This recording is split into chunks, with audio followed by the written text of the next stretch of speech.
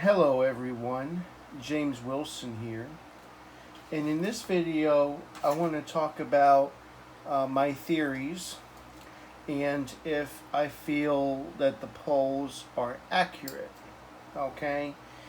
Because right now we're experiencing just pretty much a huge blowout victory for Joe Biden according to the polls, okay?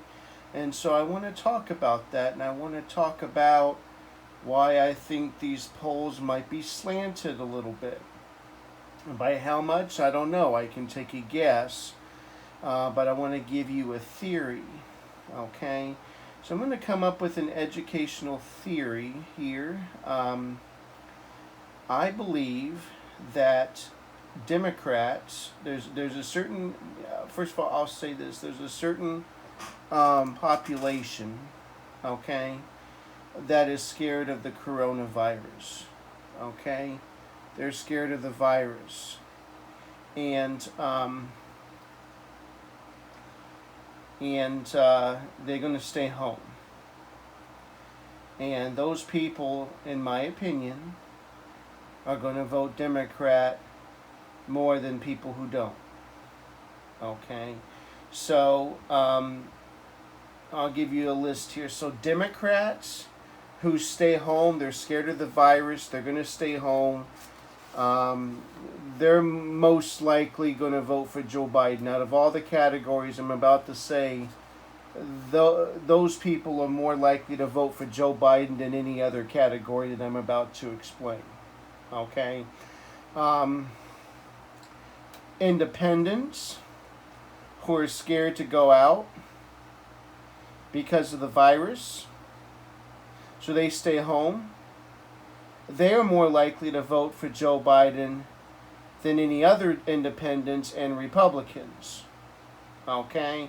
So they're more likely to vote for Joe Biden compared to other independents who decide to live a normal life and not stay home. Okay?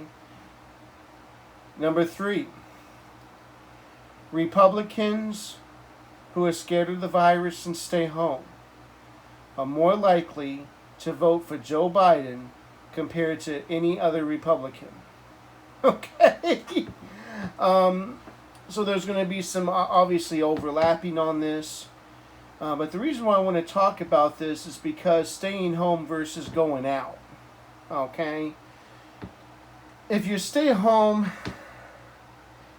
and someone contacts you on the phone, whether you have a landline or a cell phone, you're more likely to pick up the phone.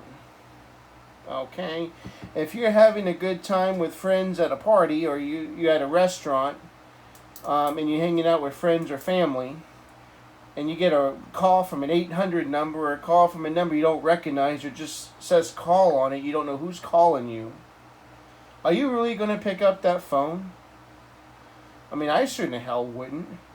You know? So, but if you're at home just relaxing and just chilling and you get a phone call, you're more likely to pick up the phone.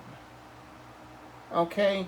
So when these pollsters call you, asking who you support, the people who stay home are more likely to vote Democrat. Okay? And that's showing in the data here. So when you look at this data here, I'm trying to blow it up a little bit here. Partisan differences. Now, this was back in the summertime.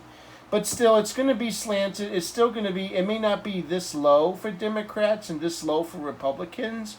It may be closer to over here and then over here, okay, because we know more about the virus now. But still, Republicans are still going to, are more likely to resume activities than Democrats, okay? So, like, going to work, Republicans have a 12-point advantage there. You know, getting a haircut, Republicans are more likely to get a haircut. If you're getting a haircut, are you going to answer the phone? I wouldn't answer the phone. You know, going to church, well, Republicans typically go to church more anyway, so that's probably a little slanted because of that. Eat at a restaurant, you know, before the virus, Republicans and Democrats both ate at restaurants. I don't think there was a major difference. Maybe within the point or two either way. Okay, but during the summer, at least during the summertime, it was slanted heavily, and it's still going to be slanted. Okay, maybe not quite as much, but it's still going to be slanted. Okay, and you're not going to pick up the phone at a restaurant. Stay in a hotel, same thing. It's going to be slanted more towards the Republicans. Are not going to. The Republicans are more likely to go at a hotel. Now you may answer the phone if you have a cell phone in the hotel. Yeah, you may answer the phone. It's possible, you know. Fly on an airplane. Democrats are scared to fly on an airplane. Okay, but now I know these numbers are going to be more like Republicans might be in here, Democrats might be in here, but it's still slanted. Okay, and that's the same as going to movie theater. It's still going to be more Republicans are willing to do stuff than Democrats. And that's proven here. And I don't have any exact figures on how many Democrats, what percentage of them are actually staying home and what percentages of not, you know. But this has got to be, when you look at the polls and how inaccurate they are, this is part of the problem here. Okay? And so, I mean, they're more further, I mean, this is another one, they're more further apart. Going to, even something as simpler as going to the grocery store. You know, I mean, I know this is taken during the summertime in June, late June, but I mean, 73% of Democrats versus 80, that's a 14-point swing right there. Okay? And if you're at home versus going to the grocery store, you're more likely to pick up the phone when you're at home. Okay? I don't want to pick up the phone when I'm shopping for groceries. You know, visiting a family member or a close relative. I mean, I tell you, if I had a relative and I have friends over and I get a phone call from a number I don't recognize, I'm definitely less likely to pick up the phone. You know, I have a friend over. I have a family member over. I'm not going to pick up the phone for someone I don't know. And that goes the same with any of these things. I mean, at a restaurant, are you really going to answer the phone? You don't know who's calling you. Okay, so at the end of the day, the people that stay home are easier to contact. And they're more scared. They're more likely to be scared of the virus. Okay, and so, you know, in the approval ratings for Donald Trump, this is very interesting. Okay, I know the media hits him really hard, and that's why his approval has never really been that great overall on average. But look at this. It's tightening up, and Trump declared an emergency. People stayed home. You see that? 49 to 47. This is as close as it's ever been. This was back in late March when President Trump declared a national emergency. Things were not open, folks. Okay? Things were closed down. And so when things are closed down, everybody's home. You know? I mean, everybody's home. I mean, there may be some people that are working and some people that are not home. But, you know, when you're able to contact almost everybody because they're in quarantine, you see the numbers tightened up, okay? And then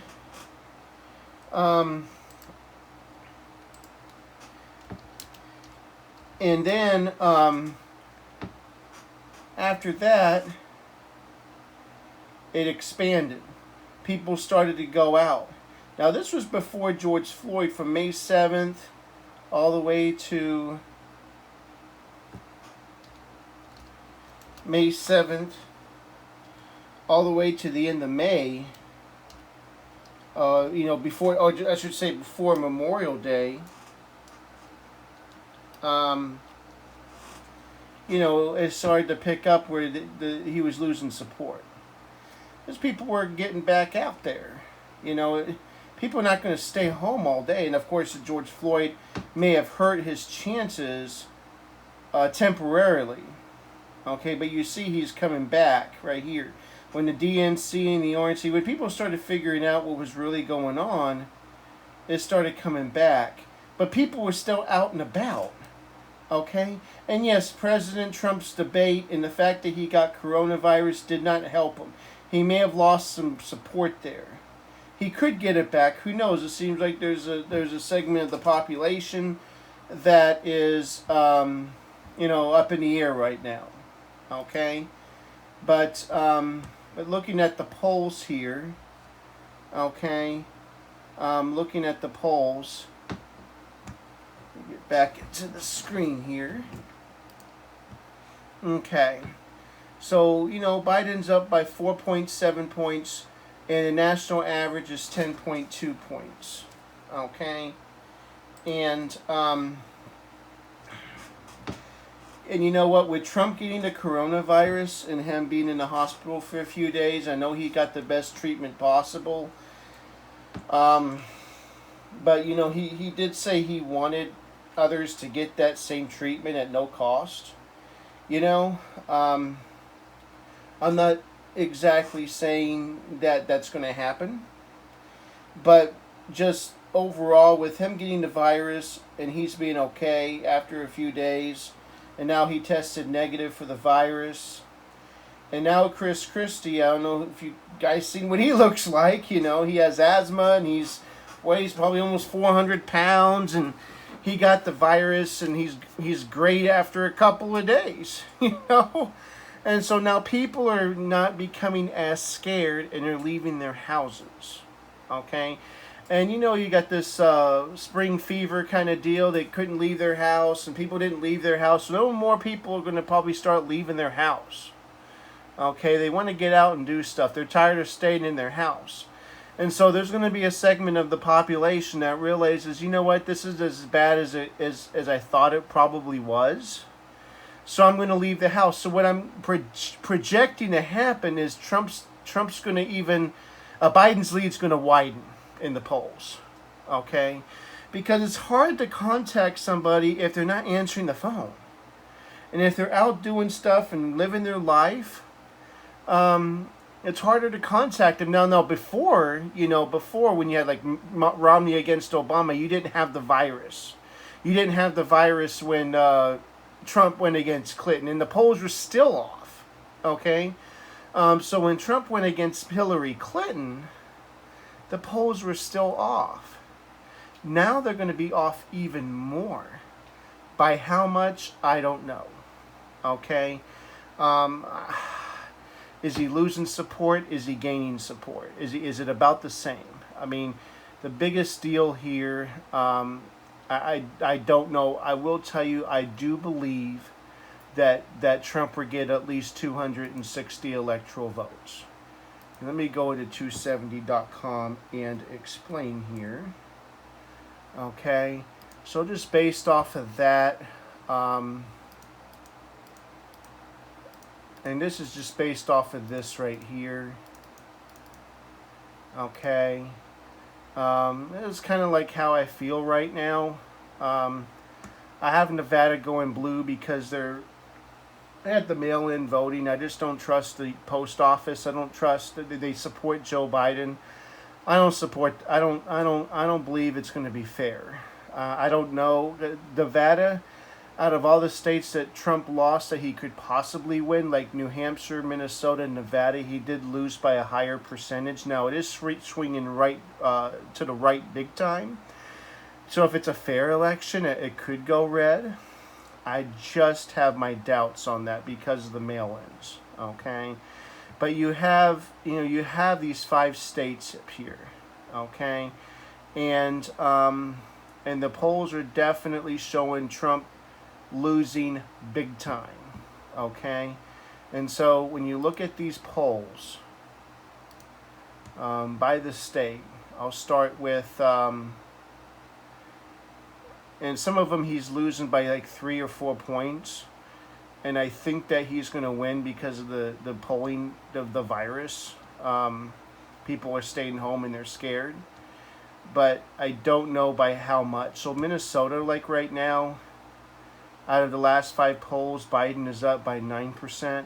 I don't know if the polls are off that much. Okay? And New Hampshire, Biden's up by 9.2, so it's something similar. I don't know if the polls are that off. Okay? Let's see here. Pennsylvania and Michigan. Where's Michigan at? Michigan, Biden is up by 7.8, so it's a little bit less. Okay, less than 8%, and in Pennsylvania, it's 7.7. In Wisconsin, it's 7.6. Okay, but when you look at the competitiveness, I do believe Maine's 2nd district is going to go to Trump. As I said, the polling is off. So Arizona, North Carolina, Texas, Florida, Missouri, South Carolina, Alaska, okay. Nebraska 2nd district, he's losing by 6.5. So now you kind of make Alaska the cutoff here. And so if Trump is up by, if it's off by about 5 points on average, Trump is going to win all these states here. Okay, so that really that's actually 259 electoral votes because of the Nebraska 2nd district. Okay, and then Nevada, and as I said before with the mail-ins, if it's a fair election, he could win this one. I'm just not really sure. Now it becomes a guessing game for me. Okay, Nevada, Wisconsin, Pennsylvania, Michigan, it's all a guessing game. Montana, he's going to win that by more than 8.7 because of the poll. I mean, the polls are going to be off everywhere, actually. Now, in the Republican solid states, it may not be off as much just because less people are scared of the virus. Okay, but you know where is the line drawn here? I mean, Virginia, he's down by 9.5%. Okay, and then Colorado, he's down by 10. So I mean, you go down, he's down by 13 in Illinois. Okay, so where the question is, I know the polls are off. Okay, but where is the line drawn? Is it drawn right here on the competitiveness? So going back to 270. Okay. It would be like this. Okay. Okay. It would be like that. Okay. So, you know, if the line is drawn right here in between Alaska and Nebraska's 2nd district, then the rest of these states are going to be blue. So Nebraska's 2nd district is going to be blue, and the rest of these states are going to be blue. Okay, and this is exactly what the Lichtman is predicting. If you look at it, right there. Okay, 279 to 259. And you look at the states, okay, and you will see it's exactly what I just stated.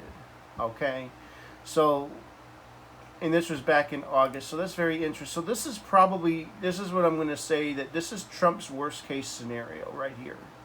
Okay, and this is Trump's worst case scenario. Now I will say, as I said, I don't really trust mail-ins, so I'm not even going to consider Colorado or Virginia. I'm just not going to consider it. Okay, so when you go back into the competitiveness,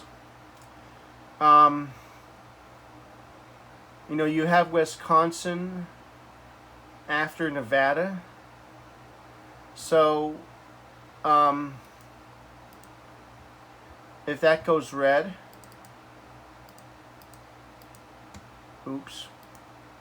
if that goes red, it's a tie.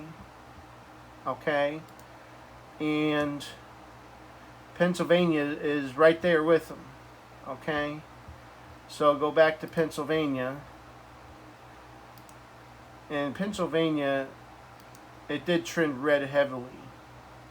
So, you know, there you go. Trump wins that way. Okay. You know, so just the question is, how much are the polls slanted? Okay.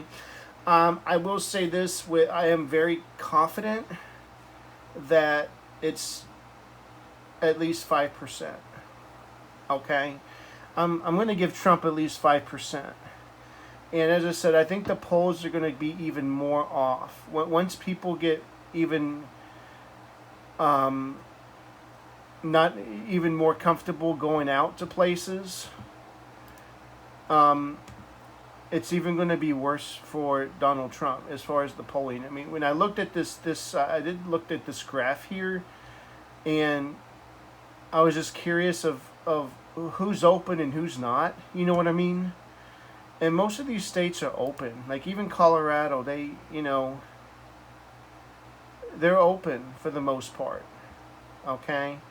Like I know people talk about Michigan being closed, but they're only closed for bars. It's kind of the same here in Texas. They're closed for bars, but they're open, you know. They're pretty much open. Okay? And so when Donald Trump mentions they open it up, he means open the whole thing up. He doesn't mean, it's not open. Like New York, for example.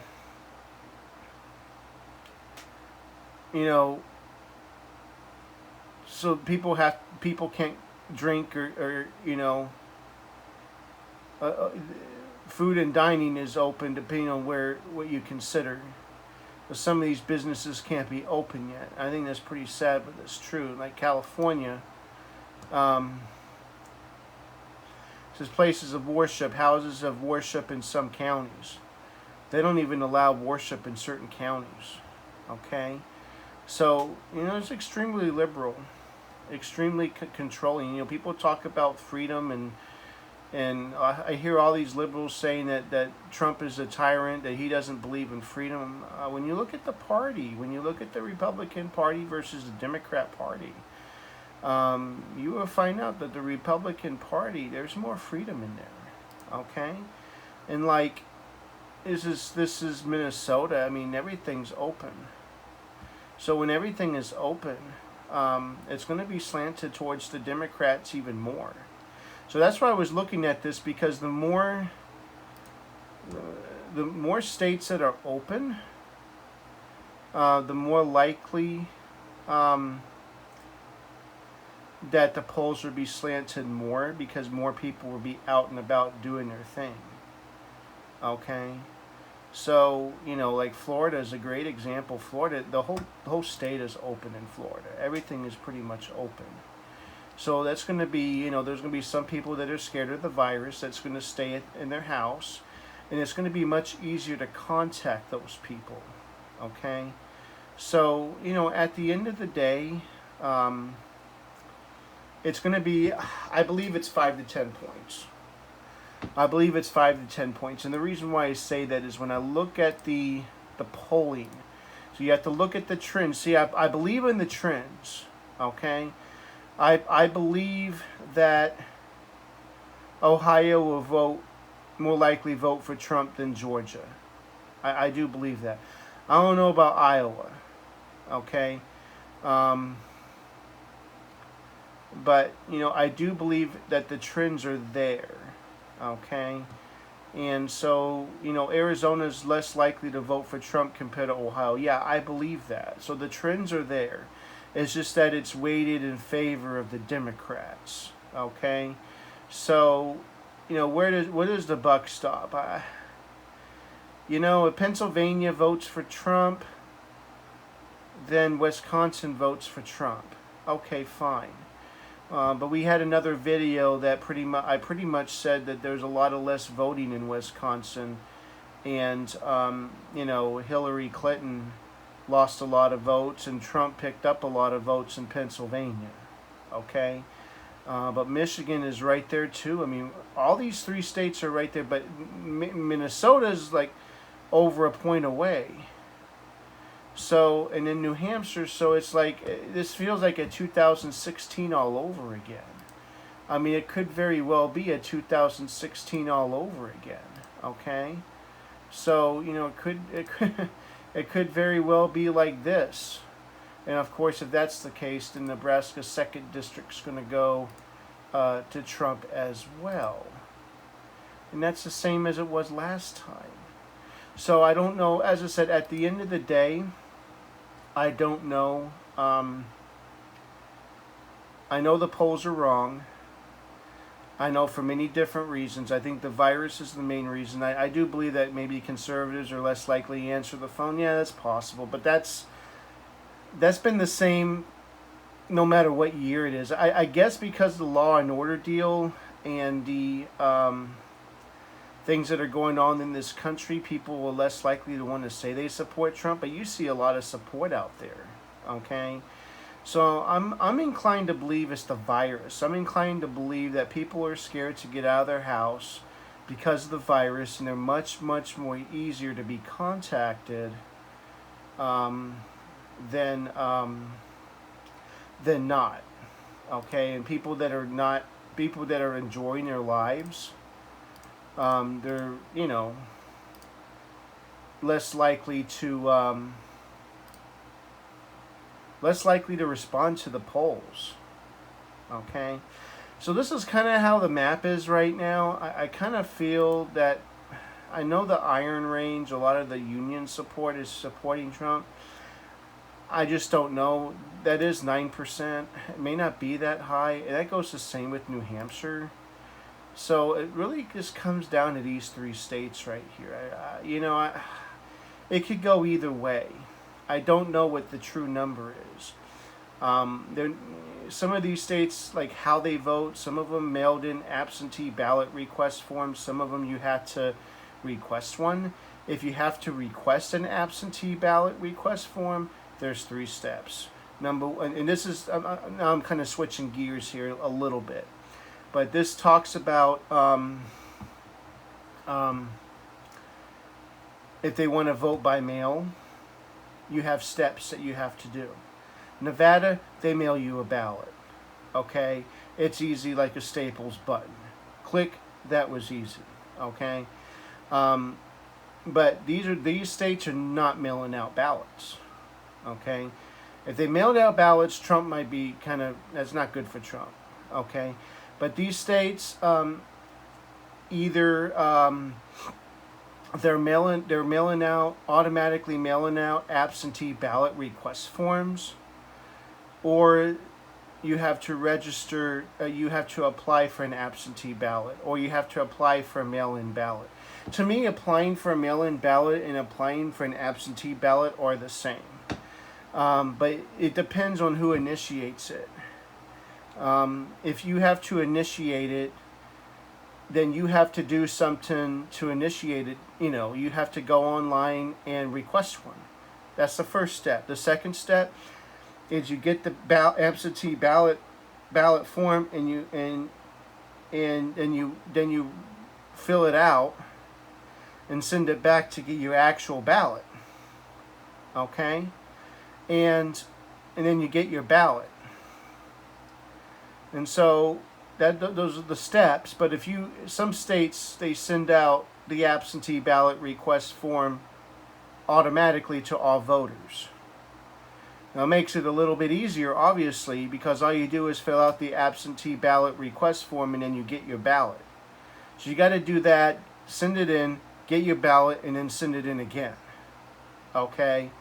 So that makes it easier. Now, the reason why I'm talking about this is because New Hampshire, for example, they're not sending out anything. They're just like Texas. They're not sending out anything. So the voting is more secure that way. But if everyone is automatically sending absentee ballot request forms, but the person doesn't live at that address, anyone can go and fill out the form and send it back. So it is somewhat non-solicited. Okay, and so the less that the state does to send out information through the mail, the better it is for Trump, is what I'm trying to say. So I don't know exactly who's doing what. I know they're not mailing out ballots. I know that Nevada's mailing out ballots. That's not a good thing for Trump. I mean, there's a lot of different reasons for that. But when you vote with a passion. And if you don't really like Joe Biden, unless you just truly hate Donald Trump, you may not even vote if you're a Democrat. I mean, you might, but you may not. But if you're, all the Trump supporters, they're going to go out and vote anyways. Okay? But when it comes to making voting easier, like mailing in ballots and stuff like that, the people that don't really care, that may not particularly like Trump, they're gonna go ahead and vote anyways. I mean, a lot of them will. Some of them won't, but a lot of them will, and that doesn't favor Donald Trump. Okay, and I don't entirely trust the post office either, because they know who's Republican and who's Democrat. Okay, so at the end of the day, the map is kind of like this, and I think it's possible. I mean, when you look at the trends, Pennsylvania trended red, okay, but Wisconsin, Clinton lost a lot of votes in Wisconsin, so maybe Wisconsin would go back to the Democrats. And in Michigan, Trump did gain a lot of support, but Hillary lost a lot of support. So, who knows what's going to happen, but I think at the end of the day, I do think that Trump is going to get 260 electoral votes, and it's these 5 states, and all Trump has to do is win one of these states here, okay, and that's it. He has the election. So that's my video on polling differences. Let me know what you think. Do you agree with this? I know Arizona's going to be close, but what do you think about this? Like and subscribe to my channel. Any comments would be greatly appreciated. Thank you.